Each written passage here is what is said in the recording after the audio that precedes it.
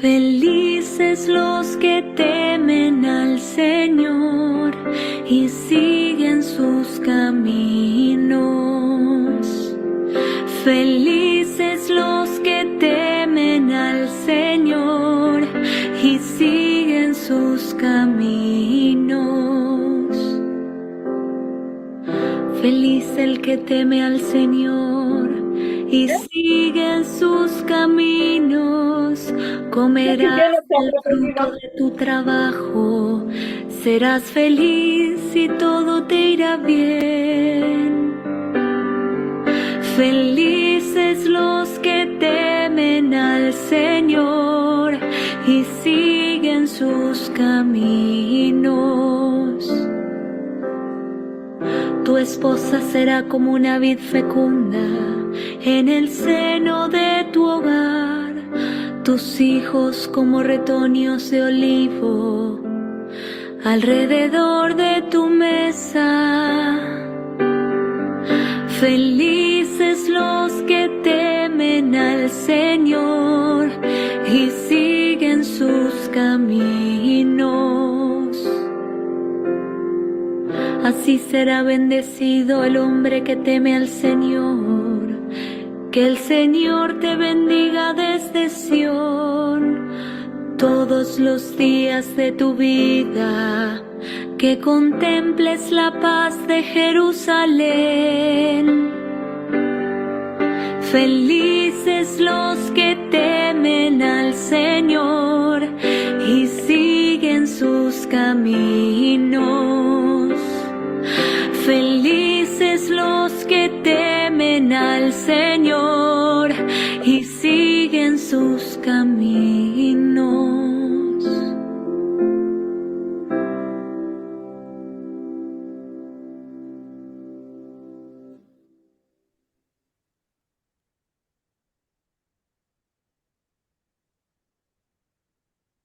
Ándale, señora Alfredo. Dos y a ver, pasto, ¿no? La roja. Hola, buenas noches. Qué gusto que tenemos oportunidad de encontrarnos de nuevo. Un segundito, estaba yo aquí.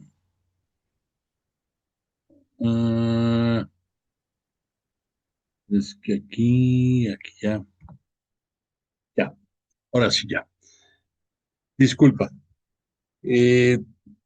Buenas noches, gracias de que estamos reunidos este día, lunes 6 de julio del año 2026. Vamos a comenzar nuestra sesión de nuestro estudio virtual bíblico vía Zoom. Como todas las sesiones, te invito a que digamos todos juntos en el nombre del Padre, del Hijo y del Espíritu Santo. Amén. Padre nuestro que estás en el cielo, santificado sea tu nombre. Venga a nosotros tu reino, hágase tu voluntad en la tierra como en el cielo. Danos hoy nuestro pan de cada día. Perdona nuestras ofensas como también nosotros perdonamos a los que nos ofenden. No nos dejes caer en la tentación y líbranos del mal. Dios te salve María, llena eres de gracia.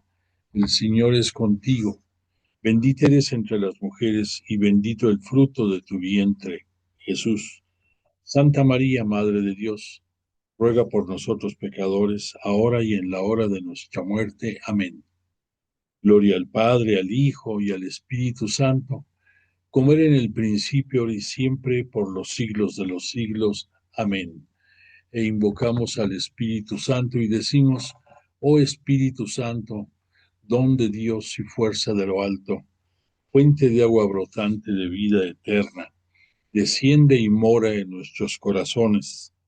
Haznos verdaderos adoradores del Padre, condúcenos a la plenitud de la verdad y transfórmanos en testigos de Jesús para llevar su nombre hasta los confines de la tierra.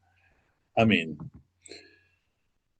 Bueno, pues agradecidos con Jesús de Nazaret y a través de él, dándole gloria y honor a Dios Padre, agradecemos que el Espíritu Santo y el propio Jesús de Nazaret se encuentran entre nosotros y nos ayudan a dimensionar y a entender mejor la palabra de Dios Padre. Esta noche le ponemos en sus manos nuestra intención de que la espiritualidad en las familias siga presente.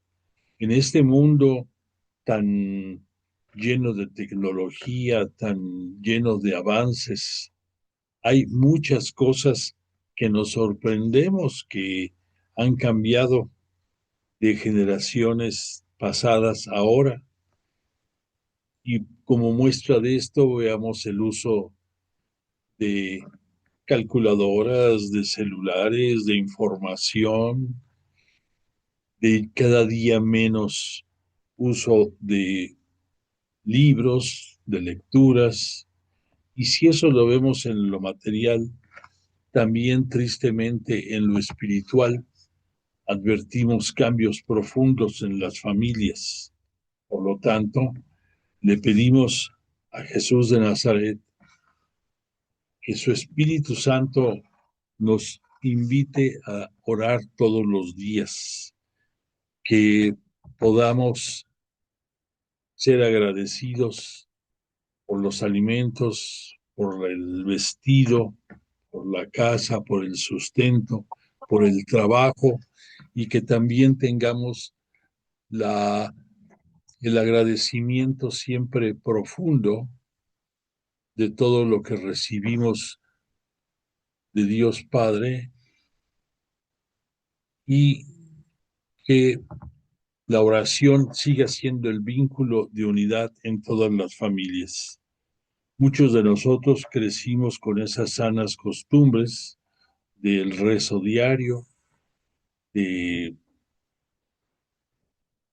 estar siempre agradecidos antes y después de las comidas, y son costumbres que Dios quiera no se pierdan.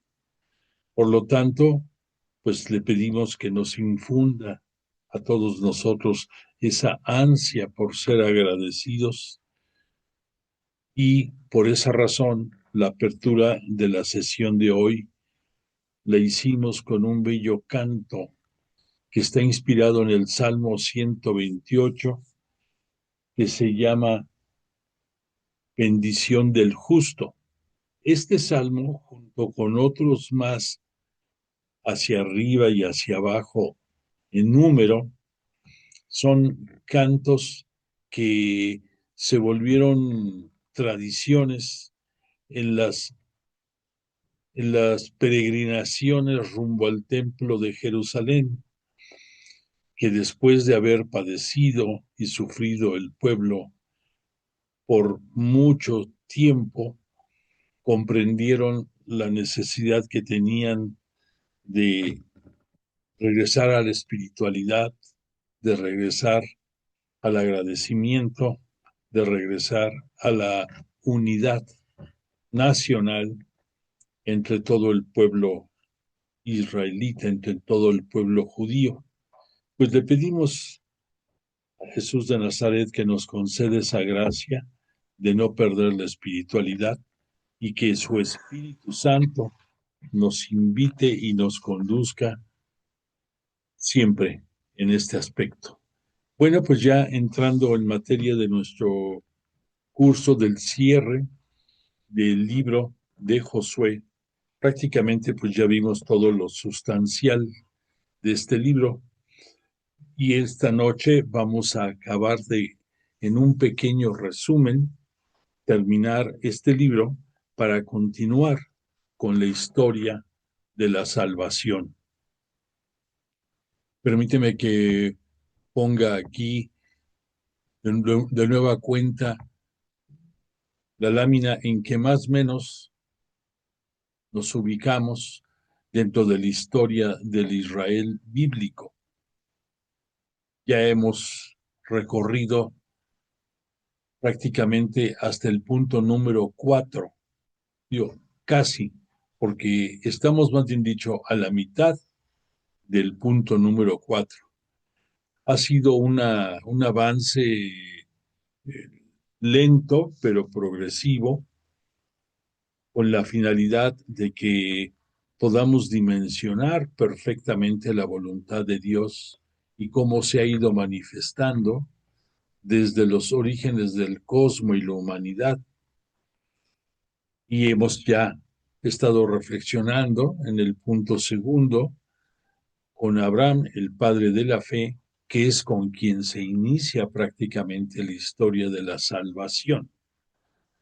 Es sorprendente cómo Abraham, en el año 1850 antes de Cristo, con fe, abraza la palabra de Dios sin verlo, sin tener ninguna evidencia material relevante, únicamente movido por su fe, movido por la acción del Espíritu Santo sobre él, que hace que esa fe lo sostenga y sea el inicio de la historia de la salvación. Y al decir historia de la salvación, estamos hablando de todas las religiones, principalmente las monoteístas, y también de la historia de todas las grandes civilizaciones.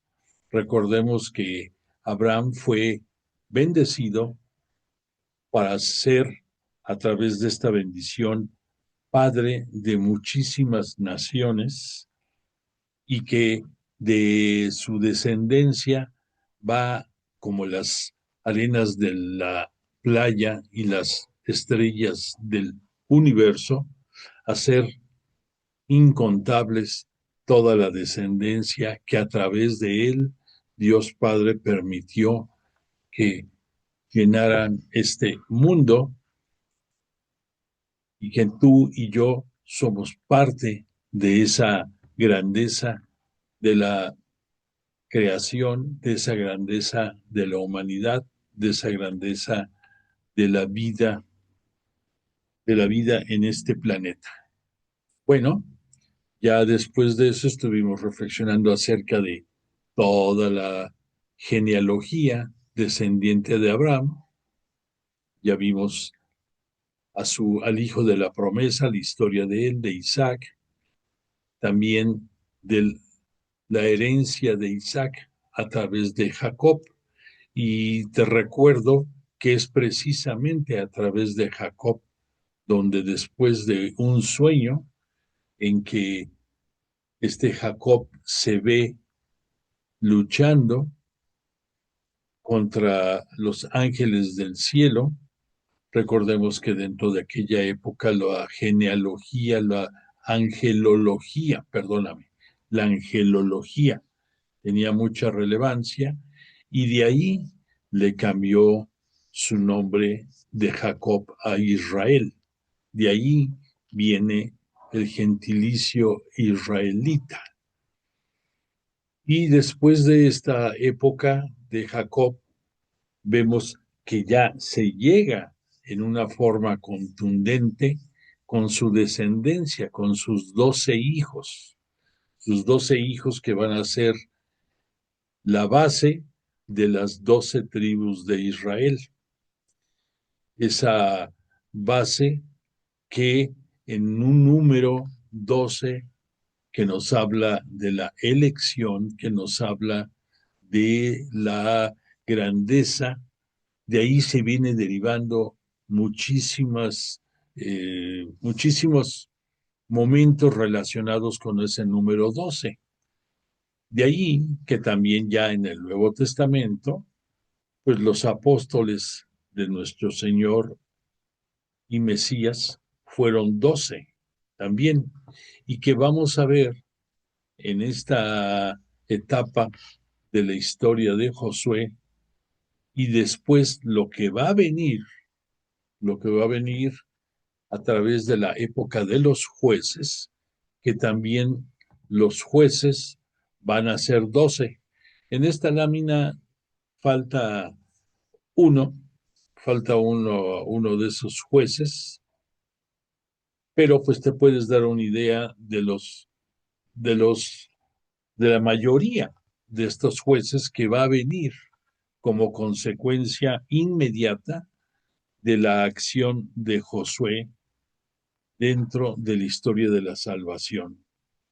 Te recuerdo que este Josué, hijo de Nun, como se le cita constantemente en la Sagrada Escritura, fue quien tuvo el privilegio de dar cumplimiento a la promesa divina que recibió el propio Abraham, que del año 1850 en que aparece en escena Abraham, estamos ahorita llegando, más o menos, como puedes ver aquí, estamos llegando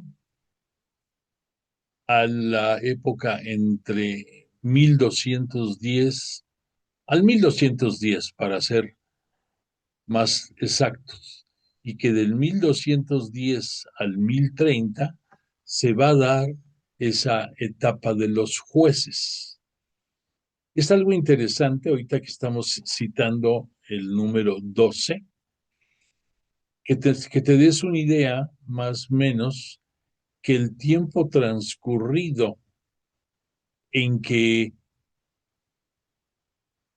en que se da esa salida más o menos de Egipto, la podemos ubicar más o menos por el año 1700 antes de Cristo, a la época en que va a concluir con este Josué esa entrada a la tierra prometida. No son exactos, pero más o menos se sitúa en una cifra como de 480 años. Aquí nos hablan de 450 años desde que salen de Egipto hasta que van a ingresar a la tierra prometida. Pero más o menos lo interesante de este comentario es que no fue inmediato en el 1250 que comienza la época de los jueces. Tuvo que pasar un poco de tiempo y es curioso que si tú te pones a reflexionar que con el paso del tiempo, la vida de las generaciones se fue acortando poco a poco, a tal grado de que en la época de Moisés, por citar algo, que falleció a los 120 años, de ahí a cuando va a ser la época de Jesús, cuando se da esos cambios en cuanto a la esperanza de vida, tristemente, ya en la época de Jesús, se podía tasar en 40 años promedio, el promedio de vida. Entonces es algo interesante que más o menos el tiempo que tarda desde que salen de Egipto hasta que va a darse la época de los jueces, todo ese periodo, más o menos son como 480 años, que si tú lo divides esa cifra entre 40, que era ya la esperanza de vida, al final de esos tiempos, vas a sacar un número 12. Y el 12, vemos que dentro de los términos bíblicos nos habla de elección, nos habla de prácticamente de iglesia, nos habla de comunidad. Entonces, en una forma vedada, va apareciendo estas correlaciones. Otra cosa que es muy interesante ahorita que estamos concluyendo el libro de Josué es comentarte que el origen del nombre Josué y el origen del nombre Jesús son similares, que ambos tienen que ver con la salvación. Y en una época bastante prolongada, muchos exégetas han visto en Josué una, un anuncio anticipado de lo que Jesús vino a realizar 1200 años después. O sea que este Josué, repito, la genealogía de su nombre viene también relacionada con el concepto de salvación, igual que Jesús, que es Dios salva. Tiene mucho parecido al de Josué. Bueno, pues entonces estábamos aquí con la imagen de este Josué, más o menos, para que nos vayamos inspirando para los comentarios finales de su libro. Vamos a localizar de nueva cuenta su lámina. Aquí está Josué, más o menos, en el momento en que recordarás que te mencioné que hay un libro dentro de la literatura hebrea que se llama el libro del justo. Ese libro del justo ahí menciona que en un momento determinado el sol se detuvo y en esta lámina es una alegoría más o menos de ese momento en el que durante la historia de la salvación, más o menos 3 o 4 ocasiones a lo largo de más de 2000 años, se cita esa expresión. La última que podemos nosotros tener en consideración es cuando fueron las apariciones de Fátima. Estamos hablando de 1917 más o menos, en la historia de las apariciones de Fátima. En una de las narrativas nos menciona también que el sol se detuvo, igual que en esta narrativa con Josué también lo cita. Y repito, hay creo dos o tres momentos dentro de la historia de la salvación en que se cita esa expresión. Y esto significa, independientemente de cualquier explicación científica o técnica que pudieras imaginarte, una expresión como de grandeza espiritual, una expresión de lo máximo dentro de la historia de la fe. Bueno, pues quiero comentarte algunas, algunas cuestiones importantes que tal vez no nos hemos dado cuenta al estar estudiando la historia de la salvación, y vamos a ver algunas similitudes. Por ejemplo, recordarás que en el libro del Génesis, cuando Abraham tiene una teofanía, recuerda que la expresión teofanía significa presencia de Dios. Se manifestó cuando está Moisés y ve que hay una zarza ardiendo, pero que no se consume. Hay una voz que le habla y la misma presencia de la zarza, del fuego sin que se consuma, es una manifestación teológica de Dios que a través de su ángel se manifiesta. Recordemos que siempre Dios se manifiesta a través de sus ángeles, no directamente Él, porque no tiene Él necesidad de hacerlo. Su grandeza es tal, su sabiduría es tan inalcanzable que sus manifestaciones son a través de sus ángeles. Pues entonces, en el Génesis, en el libro del Génesis, para serte exacto, en el capítulo 18, nos habla de la teofanía de Mambré, te lo quiero recordar. Y entonces, en la teofanía de Mambré, 3 ángeles se le van a aparecer a este Abraham cuando le anunciaron que iba a tener un hijo. Pero antes de esa teofanía, antes de esa, existió otra teofanía, repito, cuando está viendo la zarza ardiente. Y allí es también el ángel del Señor quien se manifiesta. Déjame ver si tenemos por aquí, si tengo la cita exacta de ese momento. Déjame, por favor, ubicarme. Pero lo importante, mientras lo localizo exactamente, ese momento,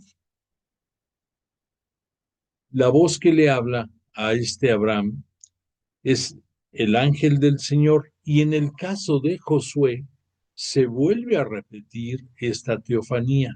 ¿Cuándo se vuelve a repetir? Recordemos que cuando ya este Josué está entrando a la tierra de Canaán, nos cita que ve a un hombre muy corpulento, y en esa intuición, Josué le dice a este hombre corpulento que si él es amigo o enemigo de los israelitas, él yéndose por el terreno material. Y la sorpresa es que este corpulento personaje le dice que él es ángel del Señor, que es el jefe de la tropa de Yahvé, y que está ahí para ayudarle a que se realice el cumplimiento de poder entrar a la tierra prometida. Entonces aquí algo que se da en el año más o menos 1850 se está repitiendo aquí con este Josué más o menos por el año 1210. Lo importante de este comentario es que nos demos cuenta, en primer lugar, de que Dios siempre es fiel a su palabra. En segundo lugar, que cumple, y no importa el tiempo que pase, Él va a cumplir, que Él es veraz, que Él es fiel, que Él es... De ahí nace los conceptos de fe, entre la veracidad, entre la aceptación de la voluntad, y aunque no podamos verlo o comprenderlo, el aceptarlo, de ese concepto, de esa talante, es todo lo que Dios Padre ofrece. Y además, todo lo que ofrece, siempre Él es el de la iniciativa, no es el humano, es Dios quien ofrece. Entonces, que el que se diera desde el ofrecimiento a Abraham a la realidad cumplida a través de Josué, pues pasaron más o menos 650 años. Entonces tú, que te sirva de ejemplo para que todo lo que esperamos nosotros de todo lo que la Sagrada Escritura nos comenta, todo se va a cumplir.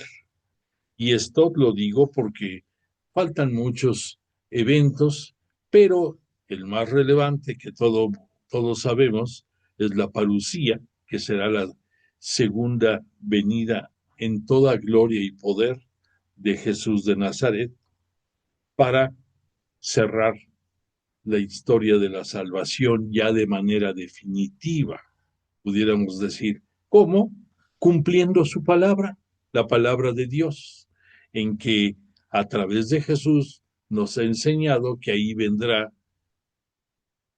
el implantar la justicia divina a través de sus ángeles y a través de sus apóstoles, que van a juzgar a todos los que se encuentren vivos y a todas las naciones, y de ahí hacer la separación de los buenos y de los malos, y entonces lanzar a los malos al abismo, donde es la ausencia de Dios eterna, que se simboliza como ese lugar de llanto y de crujir de dientes. Pero independientemente de lo que te puedas tú imaginar, lo único cierto, eso sí podemos tener la claridad, es que la ausencia de Dios será eterna. Y creo que si te puedes imaginar esa ausencia, es para morirte nada más de pensar, y que la conquista que Jesús de Nazaret hizo por su gloriosa resurrección cobre vida, cobre sentido, y que todos los que tengan la oportunidad de haber respetado el decálogo de Dios Padre y el 11º mandamiento de amar a tu prójimo como Jesús nos ama, permita que tengamos la oportunidad de tener la verdadera vida, esa vida eterna al lado de Jesús, dándole gloria, dándole alabanza continua por toda la eternidad. Bueno, después de mencionar este punto de comparación, quiero hacerte mención también de otro punto. Permíteme un segundo, por aquí, estaba yo, no. Algo que te quería comentar. Recordarás que te cité que los libros de Josué, de Reyes, de Samuel, de Ruth, para nosotros dentro de la Sagrada Escritura cristiana católica, para nosotros entra en el apartado de los libros históricos. La Sagrada Biblia, los 73 libros que tiene, dentro de la división que se hace para su mejor comprensión,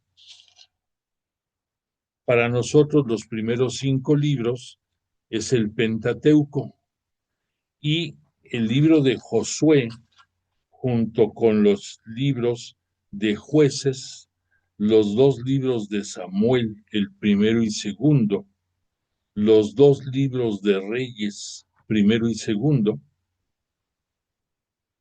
corresponde, y el libro de Ruth corresponde a lo que nuestra Sagrada Escritura lo conocemos como los libros históricos. Y te quería hacer la mención, que ya habíamos dicho que dentro de la Sagrada Escritura hebrea, o la Tanakh, que así le llaman ellos, el segmento de los Nebim, N-E-B grande, W-I-M, Nebim, se refiere a los profetas, es la manera de decir profeta en hebreo. Y para los hebreos, ellos tienen una denominación muy sui generis, porque dicen que hay profetas anteriores y que hay profetas posteriores. ¿Anteriores a qué? No nos lo dicen. ¿Posteriores a qué? Tampoco.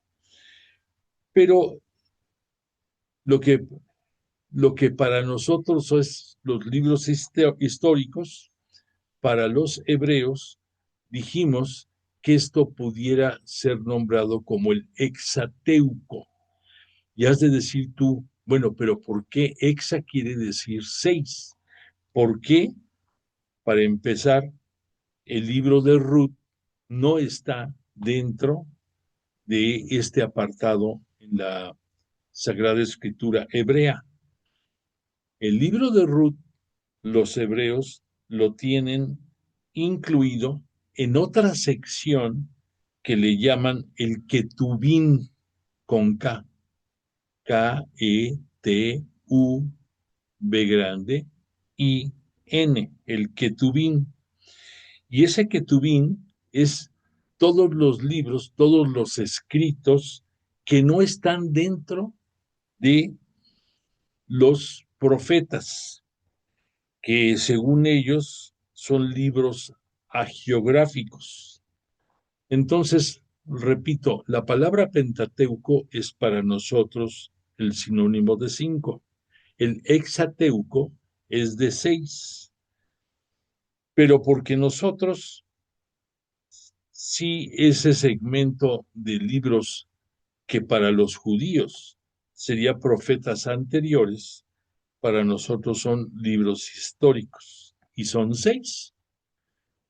El hecho de que ellos, repito, tengan al de Ruth dentro de escritos, ¿sabes por qué es en el fondo? Porque dentro de la Sagrada Biblia hebrea, lo que no estuviera escrito o en arameo o en hebreo, no se consideraba digno de estar dentro de su Tanakh. Y fue hasta que después que se dio la Biblia de los 70, recordarás, te recuerdo cómo está ese episodio, dentro de la del judaísmo, por la dispersión que se fue dando en distintos momentos, había una diáspora muy pronunciada de hebreos que ya vivían en lugares en que no se hablaba hebreo, en que la lengua predominante en su mayoría era el griego. Entonces, dentro de la religión judía, por el año más o menos 300 antes de Cristo, piden que se haga una traducción al hebreo, y esa traducción al hebreo se va a hacer en la ciudad de Alejandría, ese bastión de la cultura y del conocimiento humano, que gracias a Ciro el persa se construyó, y que ahí fue el asiento de la civilización desde el punto de vista educativo, que la Biblioteca de Alejandría era algo incomparable, tanto en su cantidad de volúmenes que tenía, como también en toda la gente pensante que ahí siempre se encontraba. Entonces es en la ciudad de Alejandría donde ahí se hace la traducción de la Biblia hebrea al griego. Y entonces ahí es en donde la segregación que habría de no aceptar el libro de Ruth, por fin lo aceptan, pero lo incluyen dentro de sus escritos hagiográficos de la Sagrada Escritura de la Tanakh hebrea. Y entonces, ahí dices tú, ¿por qué si se hizo por el año 300, por qué se llama Biblia de los 70 dentro del judaísmo? Pues es porque 70 fue el número de los rabís y de los escribas que estuvieron revisando la traducción que se hizo. Y como eran 70, de ahí adquiere ese nombre de la Biblia de los 70. Además, no es casualidad que nada más sea de los 70. Recordarás que un poco más adelante, cuando se institucionalice el Sanedrín como el órgano para dar administración y para dar justicia dentro del judaísmo, era el Sanedrín un órgano constituido por 72 personas, de las cuales el sumo sacerdote en turno era el que lo presidía. Bueno, pues por eso estas diferencias entre la denominación de la Biblia cristiana católica y la hebrea en lo que se refiere a esas divisiones de los libros sagrados. Bueno, ahorita que te estuve mencionando el nombre de Ruth, quiero aprovechar porque es muy poco lo que se dice acerca del libro de Ruth y que está incluida dentro de estos libros históricos para nosotros y lo que viene siendo también el Ketubín hebreo en lo que se refiere a Ruth. Ya te comenté en las clases pasadas que dentro de la genealogía hebrea que el evangelista Mateo nos presenta, ya dijimos que por un lado, como buen judío, Mateo comienza explicando la genealogía del propio Jesús y que dentro de la división que hace perfecta Mateo de hacer 3 bloques de 14 generaciones cada uno. Entonces, dentro de estos 3 bloques de 14 generaciones, aparecen, por supuesto, siempre el hombre del cual va desarrollándose la genealogía de sus herederos. Pero Mateo, ya te comenté, que incluye a 5 mujeres y muy claramente dentro de su descripción evangélica nos cita y pone el nombre de la mujer, nació fulano y sutano, lo que sea, a diferencia de cuando son hombres. Y ya comentamos que esas 5 mujeres que marca Mateo para dar un sentido profundo dentro de la explicación bíblica, tenemos que la primera que apareció ahí fue Tamar, que la palabra Tamar significa palmera, y que esta Tamar fue nuera por 2 ocasiones de Judá. Judá fue uno de los 12 hijos de Jacob, uno de los 12 descendientes de Jacob que van a dar origen a las 12 tribus de Israel. Entonces, en esta alegoría que ya comentamos, la primer mujer que aparece dentro de la narrativa de Mateo es Tamar, y aquí más o menos te la puedes imaginar. Tamar es una mujer que estuvo casada con 2 de los hijos de Judá. ¿Por qué con 2 de los hijos?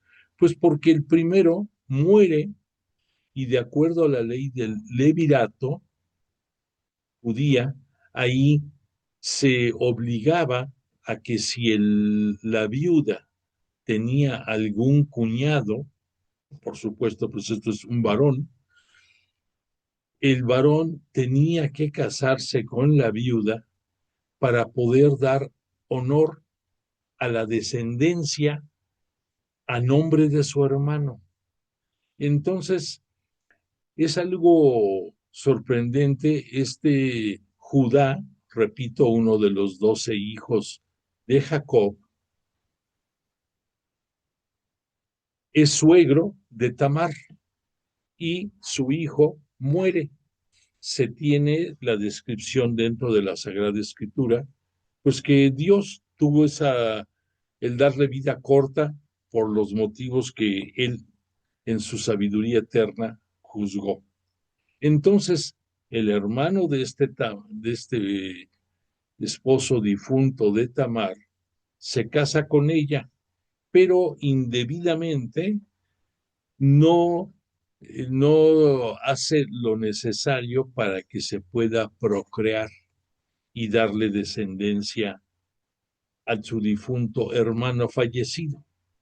Entonces, Judá tiene un tercer hijo varón, lo comentamos, que era todavía joven, y le dice a Tamar que lo espere un poco a que tenga ya edad casadera y que va a convertirse en esposo de ella. Tamar sabe que va a pasar mucho tiempo y entonces sucede que en un viaje que iba subiendo Judá para el trasquile de sus grandes ganados, se cruza en el camino con Tamar, que ella tiene la vestimenta apropiada en aquellos tiempos de cómo las prostitutas se vestían y se apostaban en la vereda del camino. Entonces ahí pasa Judá y pues los hombres como somos, claro, vemos faldas y nos alborotamos y entonces eso le pasa a Judá. Entonces él no se da cuenta, obviamente, quién es esta mujer porque traía ella un velo que le cubría el rostro y acuerda, después de haber utilizado los servicios de esta mujer, que le va a pagar, que precisamente va al trasquile de su ganado y que le va a enviar un bello borreguito en pago de sus servicios. Y ella, muy sagazmente, le pide que mientras se lo manda, que le deje en prenda su anillo, su cordón, que era una costumbre, y su bastón, y accede Judá. Después va a pasar un poco de tiempo y le llega el aviso, el anuncio a Judá que su nuera se prostituye. Y entonces él, muy moralista, dice que eso no puede ser, que debe de morir lapidada, apedreada, por los pecados que comete. Y entonces van a buscarla sus enviados de Judá, no la encuentran y cuando por fin dan con ella, que iban a entregar el borrego que estaba acordado, pero pues ya aquí cambiaron las cosas e iban dispuestos a participar en la lapidación de Tamar, ella les dice, pues ¿saben qué? La persona que es el padre del producto que llevo en mi vientre, porque queda encinta, es el dueño de estas prendas, y saca el anillo, el cordón, perdón, y el báculo, el bastón, y entonces caen en la cuenta que es las prendas de Judá, de su patrón. Entonces es esto dentro de la historia de la salvación, en que dices, Judá fue suegro y padre del hijo de esta Tamar. Y dentro de la historia de la salvación y dentro de los recursos que Dios Padre pone en el manejo de su santa voluntad, pues se da este caso de Tamar. Bueno, pues gracias a ella, gracias a esta Tamar, se va a venir dando la sucesión genealógica por la cual va a llegar el momento en que Jesús llega a este mundo. La segunda mujer que aparece en esta narrativa, ya la vimos, y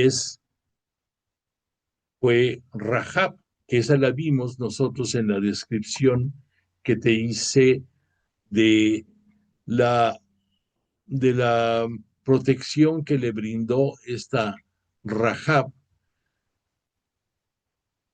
a los enviados, a este Caleb, no fue a Caleb, perdóname, a los enviados que envió este Josué para ver cómo podían entrar a Jericó, y que entonces ahí en Jericó tienen oportunidad de estar en la casa de esta Rahab, que ella sí era una mujer que se había dedicado también a la prostitución en aquellos tiempos, pero que protege a estos enviados y que obtiene de parte de ellos la garantía de que cuando sea el asedio a Jericó, cuando vaya a ser demolida la ciudad por los israelitas bajo el mando de Josué,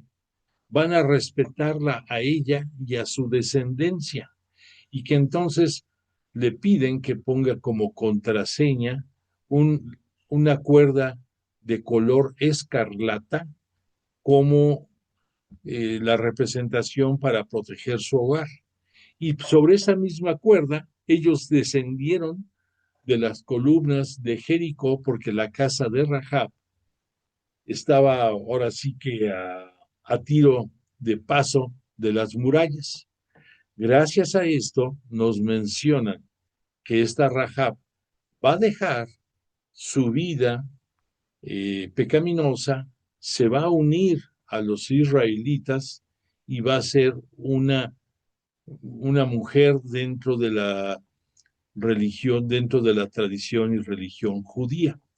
Entonces, gracias a Rahab, también de ahí va a poderse dar la secuencia de descendientes que, repito, va a permitir que en su momento llegue a este mundo Jesús de Nazaret.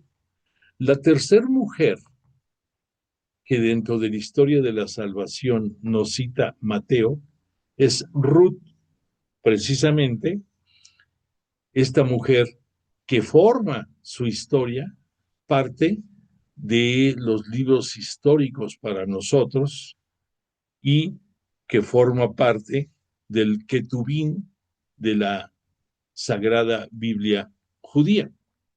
Esta Ruth, para que nos ubiquemos, va a ser la nuera de una israelita de nombre Noemí. Y la historia de esta Ruth va a ser también un ejemplo dentro de la sagrada tradición, porque esta Noemí es suegra y era, por supuesto, la madre del esposo de Ruth, que este hombre fallece también. Fallece el esposo de Ruth, pero hay el punto central y medular de la explicación de todo esto, es que esta Ruth es una mujer nacida en Moab. Tú recordarás la ciudad de Moab, en primer lugar, porque con Moisés se da que cuando él le dio muerte a un egipcio, se fue a Moab a esconderse y a pasar allí gran parte de su vida. Pero la ciudad de Moab era una ciudad de paganos, de no creyentes. Por supuesto, cuando es entendible, cuando fue la época de Moisés, pues no existía todavía el judaísmo. Pero ya con esta Ruth, sí ya existía perfectamente definido lo que era la religión judía. Entonces, esta Ruth era una pagana, una pagana, porque la palabra gentil es de alguien que no es judío, pero simpatiza de las tradiciones judías. En el caso de Ruth, ella era una pagana más, o sea que creía eh, en los ídolos, creía en muchos dioses distintos al único y verdadero Dios, a Dios Padre. Bueno, entonces repito, enviuda esta Ruth y va a la casa de su suegra Noemí. Y entonces esta Noemí le invita a que regrese a su ciudad de origen, esta Ruth, y que rehaga su vida. Pero esta Ruth tiene unas palabras hermosísimas que te las tengo que leer porque son bellísimas. Le dice Ruth a su suegra: a donde tú vayas, iré yo. Donde tú vivas, viviré yo. Tu pueblo será mi pueblo y tu Dios será mi Dios.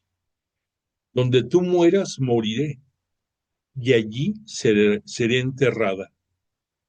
Que Yahvé me dé este mal y añada este otro todavía, si no es tan solo la muerte lo que nos ha de separar. Entonces, esta Ruth, o sea, se pone a disposición de acompañar a su suegra y con ella pasar el resto de su vida. Entonces, esta Noemí, pues se va, por supuesto, a lugares eh, donde tiene familia. Y resulta que esta Ruth va a pedir de favor al dueño de una gran extensión de sembradíos de nombre Boz, B grande o Z, Boz, así, que le permita recolectar algo que no era propio de las mujeres.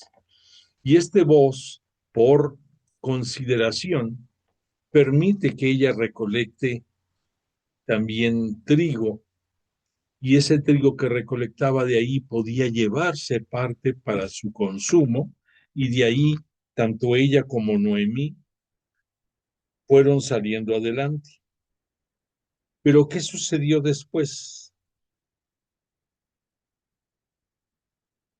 Sucedió que la descripción de lo que viene es hermoso porque entonces Noemí le dice, le dice a esta Ruth: colmada partí yo, vacía me devuelve Yahvé. Perdóname, no.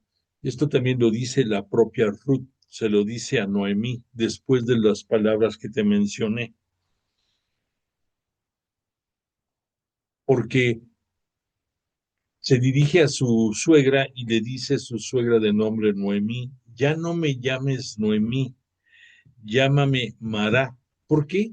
Porque recordarás tú que Mará, si te acuerdas, cuando es el Éxodo y están padeciendo de falta de agua, en un principio del Éxodo, hay un lugar en que se da esta escena que se llama Mará, precisamente, y que es un lugar que habla de que las aguas estaban contaminadas y amargas.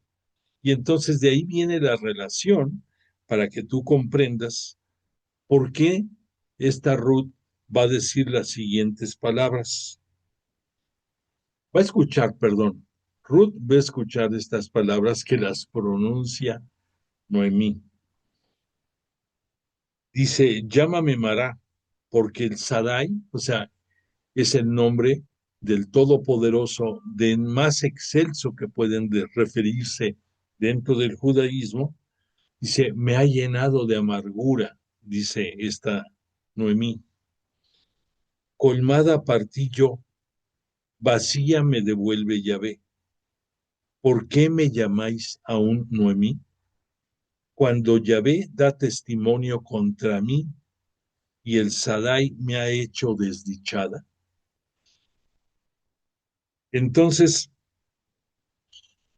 esta Ruth, repito, que dice, pase lo que pase, te seguiré. Y entonces, cuando ya está colectando el trigo, allí le platicaba a esta Ruth, a su suegra, de cómo era este hombre, etcétera, etcétera. Y esta Noemí le da algunos tips, algunas formas en que pueda irse acercando a él. Y se ignoraba que este Boz tenía una relación de familiaridad con el difunto esposo de Ruth.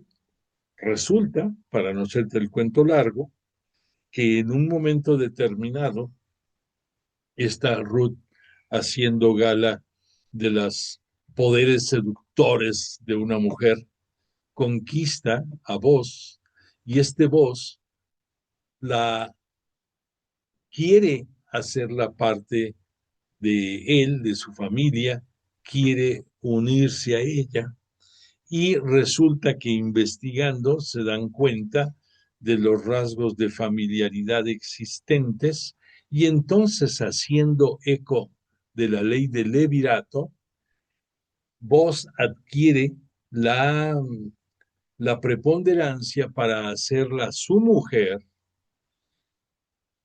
legalmente su heredera, y legalmente también, gracias a esa unión de Boz con Ruth, de ahí va a continuar la descendencia dentro de la historia de la salvación.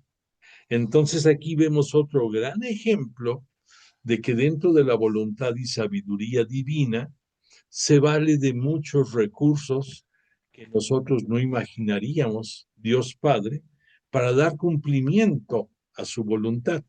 Y aquí, como a través de una pagana se suceden las cosas que hacen, por un lado, que ella se convierta al judaísmo, por otra parte, que acompañe a su suegra, que eso era una característica muy poco común en aquellos tiempos. Ahí, pobre de la viuda que no tuviera ningún hijo varón en vida, porque no le quedaba más que andar mendigando para poder subsistir. Entonces aquí en un principio, esta Ruth va a adquirir esa acción, esa forma de proteger a su suegra, por un lado, para que pueda seguir adelante, por otro lado, de que ella, a pesar de no ser creyente judía,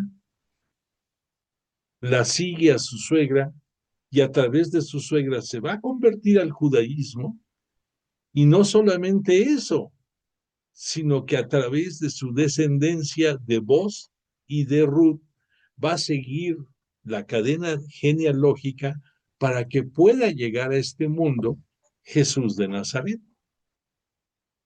Bueno, pues entonces esta es una historia importante porque se encuentra dentro de estos libros históricos de los cuales Josué es parte de ella, igual que lo va a ser lo que vamos a ver de los jueces, de los libros de Samuel y de los libros de Reyes.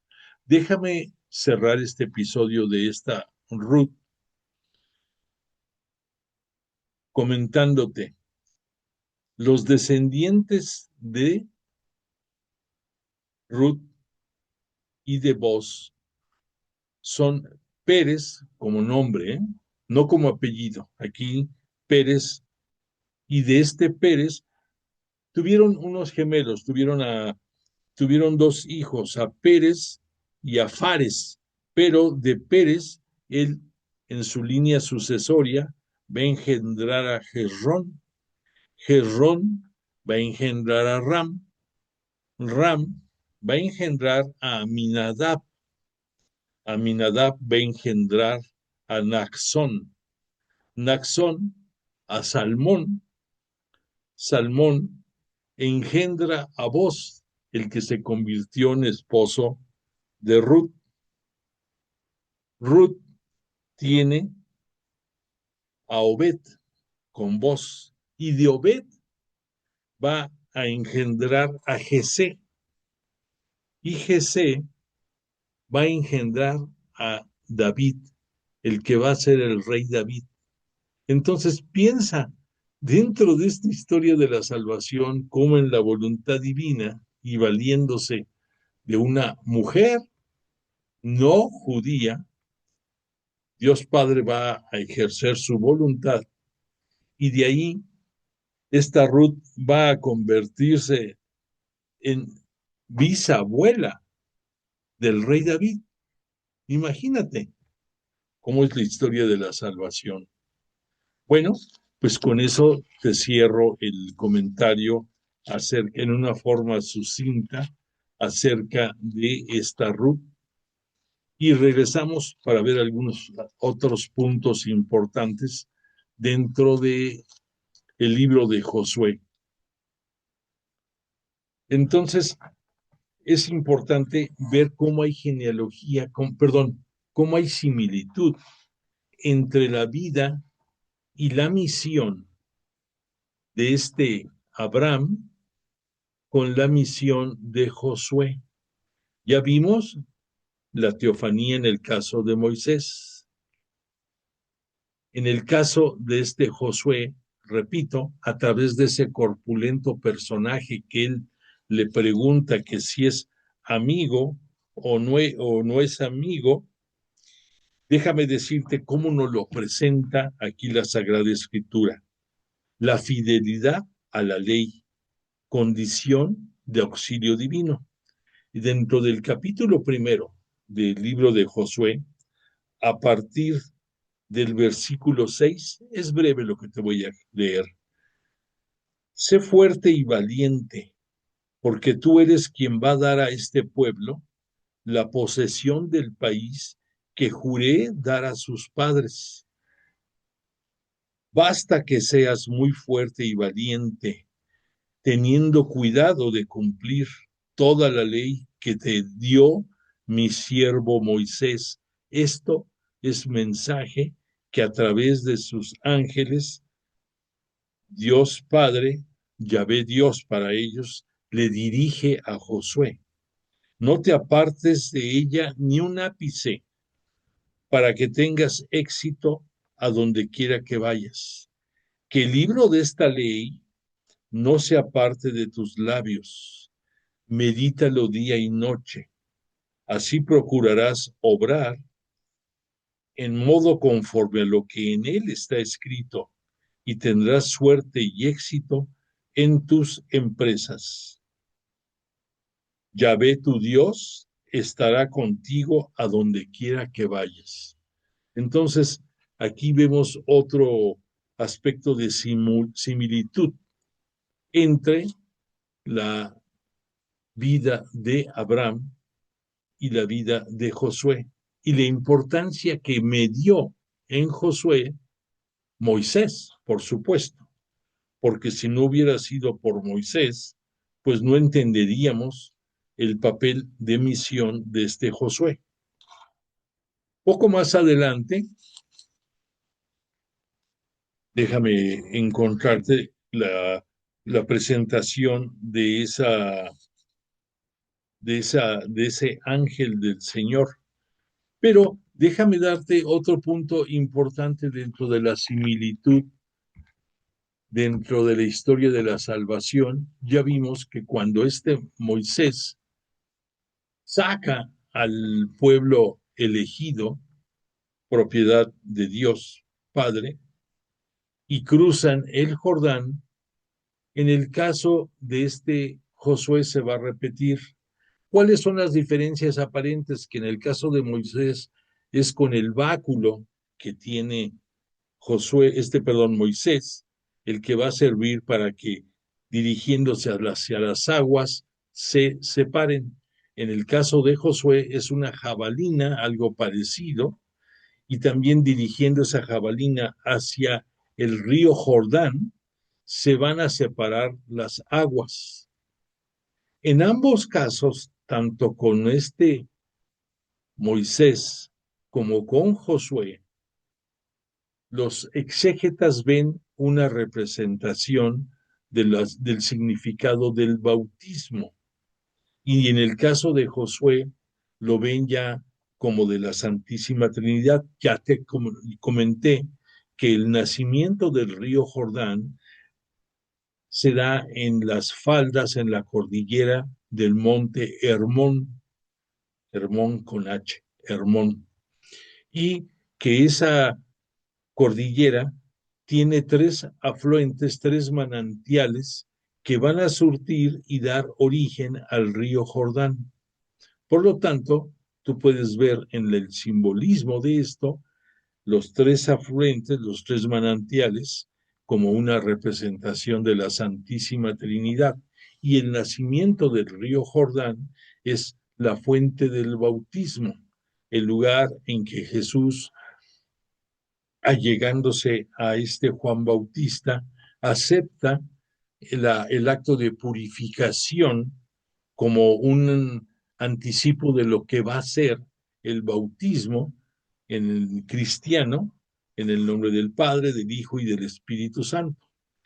La diferencia, te digo, es del báculo de Moisés a la jabalina de Josué, y que por otro lado, ya con Josué, va a ser el que el arca de la alianza, que es el símbolo más preciado que hay de la presencia divina dentro del Antiguo Testamento, es el que, conducido por los sacerdotes, perdón, por los sacerdotes de la familia de Aarón, van a empezar a cruzar estas aguas que quedaron estáticas, y gracias a eso pueden cruzar el Jordán, y que a través de ese cruce pueden llegar a las tierras del lado oeste, cercanas a la provincia de Canaán, en donde van a ir dando Josué en los lugares para que se arraiguen ahí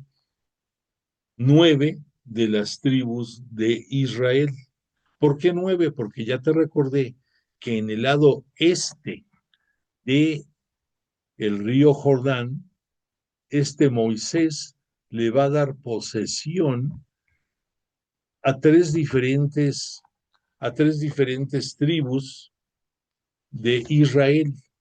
Aquí vas a poder ver muchos nombres ya muy conocidos. Aquí estamos en Moab, que es casualmente de donde provino esta Ruth, la de la historia de Moab, que aquí en Moab fue el lugar en que Moisés encontró refugio también en época de formación, y que también a Moab y aparte de Canaán va a ser lugares en el que tanto Abraham como Isaac y como Jacob van a poder llegar en diferentes momentos, pero con la diferencia de que en el caso de Abraham, de Isaac y de Jacob, van a ser tránsitos y van a regresar a otros lugares. Pero en el caso de Moisés, aquí va a quedar sepultado en Moab, porque va a ser un lugar desde donde él pueda ver a distancia todas las tierras de Canaán, todo lo que es la Filistea, y hasta los confines de las tierras que en posesión eterna les prometió Dios Padre a los israelitas, a los judíos futuros. ¿Por qué judíos?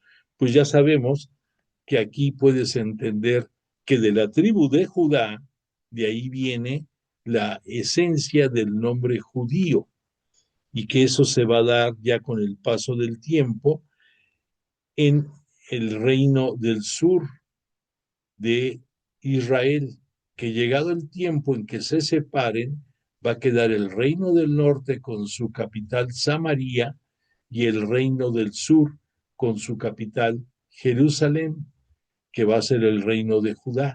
Algo interesante que te quiero comentar también, si tú pensabas que el nombre de Jerusalén era de la época de Jesús o un poco antes, pues déjame decirte que no. Jerusalén fue una población que tuvo reyes paganos que tuvieron que ser desalojados por los israelitas o en su momento llegar a negociaciones para hacerse vasallos del pueblo israelita. Entonces Jerusalén fue un lugar de origen no judío.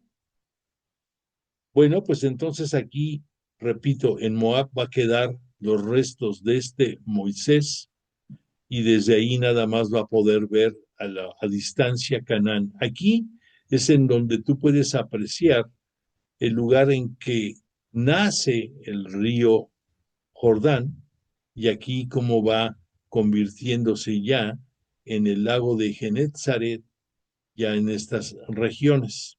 Bueno, pues aquí vas a poder ver otro punto muy importante, aquí más o menos por donde está Jericó, a ver si lo alcanzo yo a ver, o a lo mejor tú sí lo ves, porque por aquí se encuentra también el lugar de Siquén.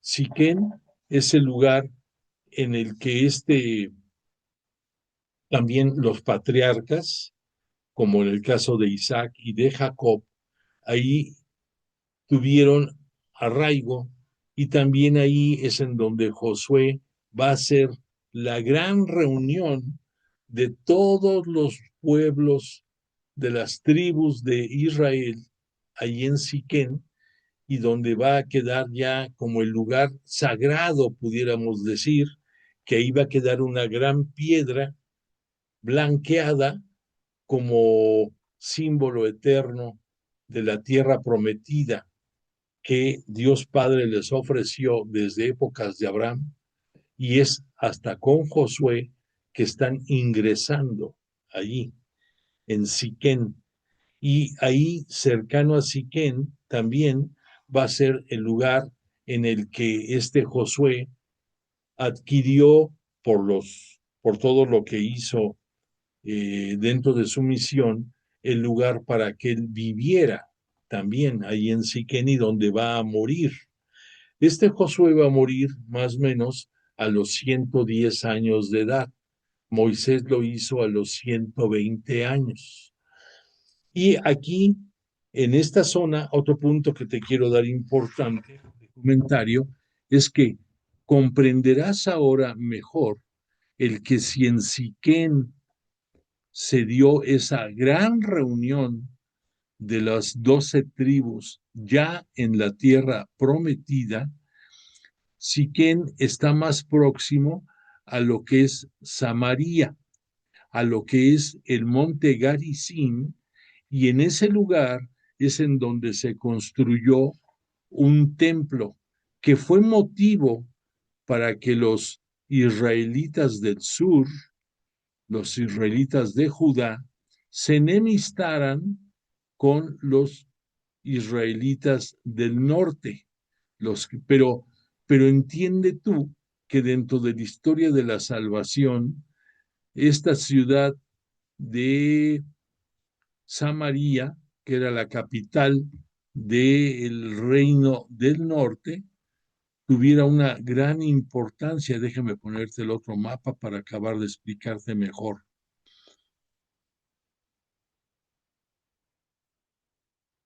Aquí lo puedes apreciar mejor. Aquí está Samaria. Entonces, por aquí también vas a encontrar la ciudad de Siquén y vas a encontrar. Entonces, la distancia de Siquén a Samaria era muy poca, muy poca. Era más largo el trecho para llegar a Jerusalén. Entonces, cuando existió el templo de Jerusalén construido por Salomón, ahí se convirtió en el único lugar para dar culto dentro del judaísmo. Pero anteriormente, en este monte Garizim, allí existió un templo que en ese momento reclamaron los judíos del sur, pero que los judíos del norte justificaron en el que la presencia divina debiera de ser en donde Dios lo quisiera, que entonces podía ser ahí en el Garizim donde se le diera culto. Ya posteriormente, cuando se separan, se enemistan los reinos del norte y del sur, entonces los habitantes de Judea van a considerar a los judíos del reino del norte como, como despreciables, como perros, como paganos dentro de lo que es el judaísmo. Pero comprenderemos nosotros que en un principio, dado a que el asentamiento de estas primeras tribus, de las tribus judías, de los descendientes de Jacob, aquí lo podemos entender mejor. Si tú puedes ver del lado izquierdo, tuvieron que expulsar a 31 reyes o hacer acuerdos con ellos para que ahí ya ocuparan las tierras 9 de los 12 tribus de Israel. Del lado derecho, esta tierra de Rubén, esta de Gad y otro fragmento de la de Manasés, lo otorgó Moisés, todavía en vida, y le correspondió a Josué el dar estas tierras a las 9 tribus restantes. Ya te dije que aquí esto de Dan al norte y Dan al sur fue una fragmentación que después de esa separación entre los judíos del norte y los del sur se dio. Entonces quedó gente de Dan en la parte sur y otros en la parte norte. Bueno, pues entonces esto te brinda otra perspectiva de lo que fue la, la misión de este Josué en el asentamiento, en el ingreso a todo lo que era la tierra prometida, en la distribución de las tierras, y la última parte del libro de este Josué se refiere, es breve la última parte, porque únicamente nos habla de la muerte de este Josué, cómo se dio. Y quiero darte esa descripción. La gran asamblea de Siquén. Josué reunió a todas las tribus de Israel en Siquén. Josué dijo a todo el pueblo: esto dice Yahvé, el Dios de Israel. Al otro lado del río habitaban antaño vuestros antepasados, Terah, padre de Abraham y de Nahor, y daban culto a otros dioses. A Isaac le di por hijos a Jacob y a Esaú. A Esaú le di en propiedad la montaña de Seir. Saqué a vuestros antepasados de Egipto y llegasteis al mar. Aquí nos está dando a entender que de Esaú y de otros más fueron surgiendo las población de todo lo que es la Filistea y Canaán, y que ahora, porque ellos eran paganos, a partir de Moisés, Dios Padre les dio en propiedad al pueblo de Israel toda esa zona y los van a expulsar, los van a aniquilar por ser idólatras, y únicamente el pueblo elegido va a tener todas esas tierras por dos razones. En primer lugar, porque le van a dar culto a Dios. En segundo lugar, porque Dios Padre les pidió a través de Moisés en el monte Sinaí que de ellos iba a ser una nación santa, que esa era la condición para que pudieran estar en todas esas tierras. Entonces, dice Josué, ahora pues, respetad a Yahvé y servidle cabalmente con fidelidad. Apartaos de los dioses a los que sirvieron vuestros antepasados más allá del río y en Egipto, y servid a Yahvé. Pero si no os parece bien servir a Yahvé, elegid hoy a quien habéis de servir, o a los dioses a quienes servían vuestros antepasados más allá del río, o a los dioses de los amorreos, en cuyo país habitáis ahora, la tribu de los amorreos antigua, que fueron sometidos por los israelitas. Yo, dice Josué, y los míos serviremos a Yahvé. El pueblo respondió, lejos de nosotros abandonar a Yahvé para servir otros dioses, porque Yahvé nuestro Dios es el que nos hizo subir a nosotros y a nuestros padres de la tierra de Egipto, de la casa de servidumbre. También nosotros serviremos a Yahvé, porque Él es nuestro Dios. Entonces Josué dijo al pueblo, no podréis servir a Yahvé, porque es un Dios santo, un Dios celoso, que no perdonará ni vuestras rebeldías ni vuestros pecados. Si abandonáis a Yahvé para servir a los dioses del extranjero, Él a su vez traerá el mal sobre vosotros y acabará con vosotros, después de haberos hecho tanto bien. No nosotros serviremos a Yahvé, contra vosotros mismos de que habéis elegido a Yahvé para servirle, respondieron ellos, testigos somos. El pueblo respondió a Josué, a Yahvé nuestro Dios serviremos y a su voz atenderemos. Aquel día, Josué selló una alianza con el pueblo, le impuso decretos y normas en Siquén. Josué escribió estas palabras en el libro de la ley de Dios. Tomó luego una gran piedra y la plantó allí, al pie de la encina que hay en el santuario de Yahvé. Mirad, esta piedra será testigo contra nosotros. Después de estos acontecimientos murió Josué, hijo de Nun, siervo de Yahvé, a la edad de 110 años. Los huesos de José, el hijo de Jacob, el que fue origen de la ciudad de Gosén en Egipto y donde vivieron ahí todos los israelitas hasta que se fueron multiplicando y librados por Moisés. Durante el Éxodo, los huesos de José que los hijos de Israel habían subido de Egipto fueron sepultados en Siquén, en la parcela de campo que había comprado Jacob a los hijos de Hamor.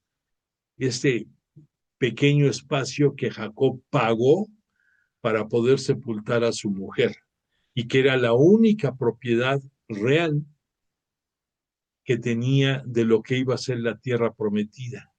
Pues ya vemos que Dios cumple y ahora les dio en propiedad eterna toda esta gran región.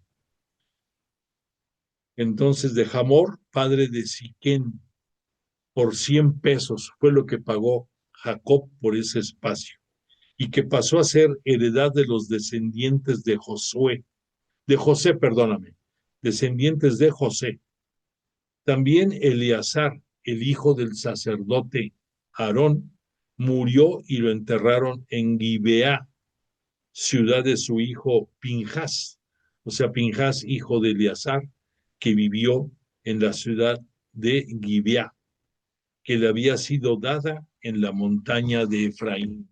Aquí puedes ubicar, aquí está Efraín, la tierra de Efraín, por aquí estaba este lugar de Gibeá, donde quedó también sepultado Eleazar, hijo de Aarón, que también fue sumo sacerdote. Bueno, pues gracias a toda esta narrativa, acabamos del libro de Josué, con reflexiones importantes de similitud entre los patriarcas de Abraham, de Isaac, de Jacob, pasando por Moisés, continuando con Josué, y ahora ya en la tierra prometida, asentados las 12 tribus de los hijos de Jacob. Pues le agradecemos a Dios Padre, a través de Jesús de Nazaret, su misericordia y sabiduría, a Dios Padre y al Espíritu Santo que nos hayan acompañado. Y yo a ti que me hayas escuchado esta noche, te invito a que des testimonio de tu presencia y a que nos veamos por aquí la próxima semana para entrar ya de lleno con lo que continúa dentro de la historia de salvación. Te pongo la canción de cierre y deseo que tengas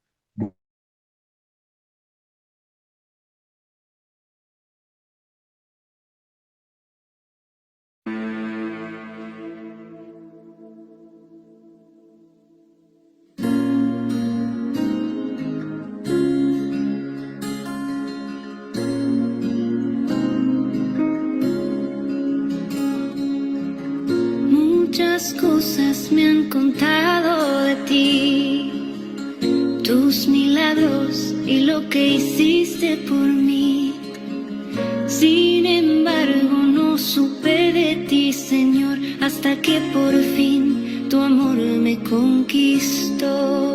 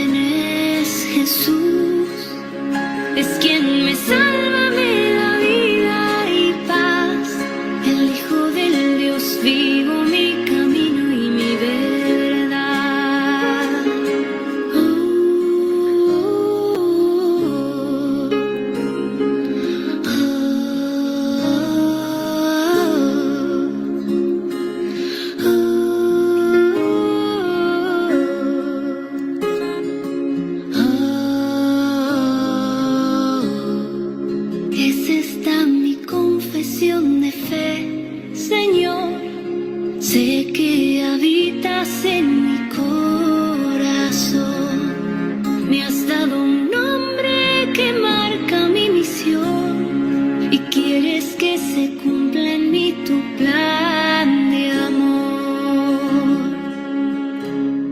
Y si preguntan quién eres tú, quién es Jesús, es quien me salva, me da vida y paz, el Hijo del Dios vivo, mi camino y mi verdad. ¿Quién eres tú? ¿Quién es Jesús? Es quien me salva, me da vida y paz, el Hijo del Dios vivo, mi camino y mi verdad.